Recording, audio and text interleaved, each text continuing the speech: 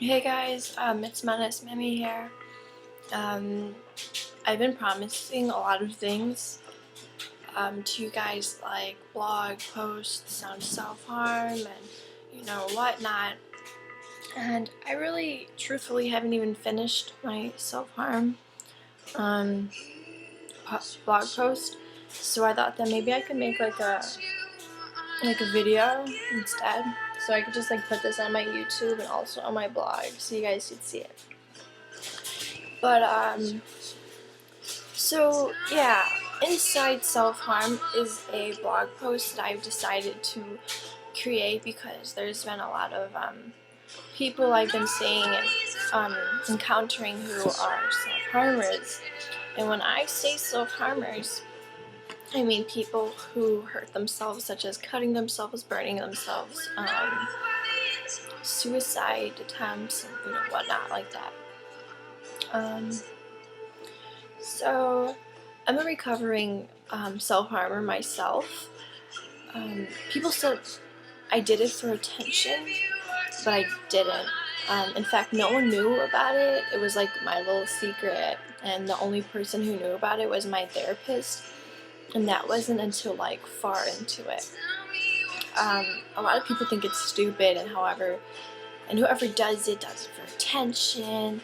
But really, if anybody hurts themselves for any reason at all, even if it is for attention, they still need help, no matter how badly they hurt themselves or why they do it.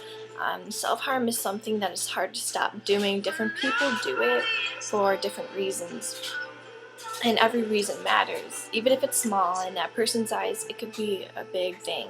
So when you're dealing with the self-harmer, you must put all your personal opinions you may have about it and throw it out the window, because what matters is trying to help that person, even if that means going against what you feel.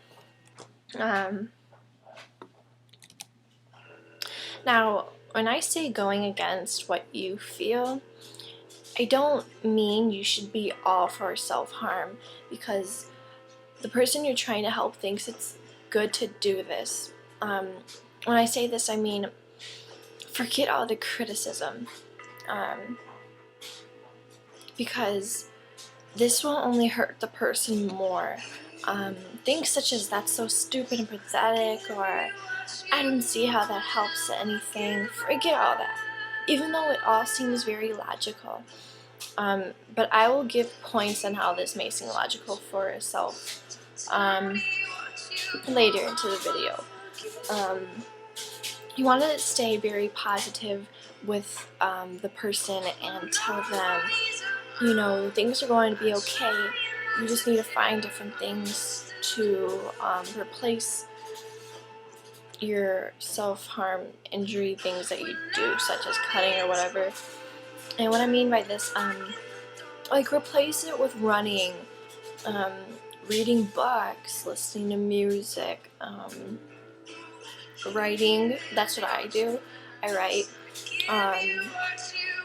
So instead, when you feel the urge to go and cut, I suggest just taking all your self-will and saying no and go do something that you enjoy.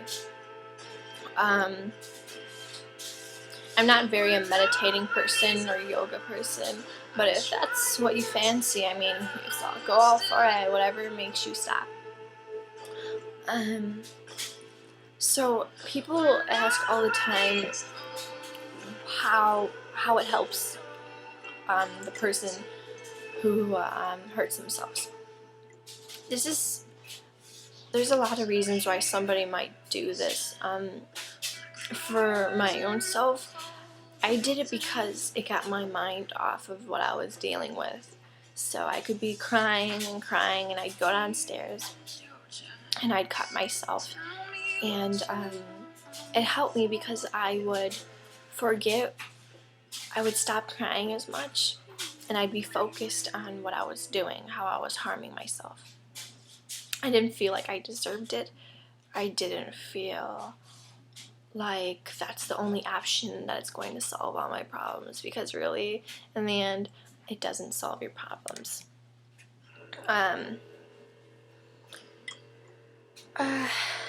signs that you might find of a person being a self-harmer is very hard to, really hard to pinpoint. The number one thing would be sleeves, if they are a cutter, long sleeves. So that covers up the cuts or whatever. Probably blood that's left on the floor if it's a very careless cutter, but a lot of cutters usually hide all the evidence. There's not a lot of reasons how you could find out if your child or friend or anybody is cutting themselves, so you really need to keep that in mind.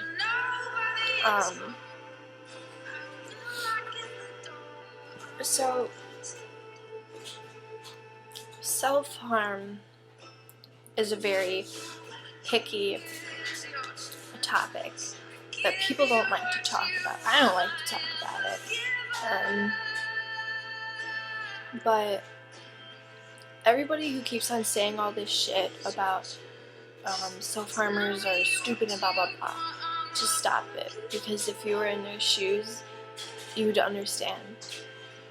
So this was kind of my little video kind of thing on self-harm, kind of giving you a little insight on it and how to help people who might be self-harmed. I don't want this to be a very long video, so if you want a more detailed way on this, you could go to my blog, which is www.menacemimi.blogster.com. That's all one word, and there should be a link on the bottom of this that has my my blog. But if you're on my blog watching this from my blog and not YouTube, then you should just go and look for Inside Harm article, and there'd be a much more detailed description on all of this. But thank you for watching this video. I hope you guys liked it.